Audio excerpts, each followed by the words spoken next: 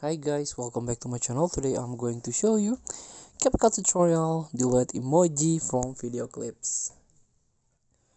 So it's very easy to do it. Just open the CapCut and open the project or video that contains emoji. This one for example. So if you if you tap the projects, you cannot see the option how to remove the emojis. But if you tap on the blank space and then tap the tags or the stickers, you can see the orange bar or the red bar under your projects. This is how you can edit the emojis. Here you can completely delete by tap the cross button and the emoji is gone. And also you can add tags here or another emoji if you want.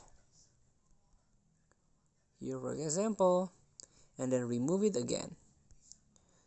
So feel free to try. Thank you for watching. Don't forget to comment, like, and subscribe. Also click this button below. See you in the next video.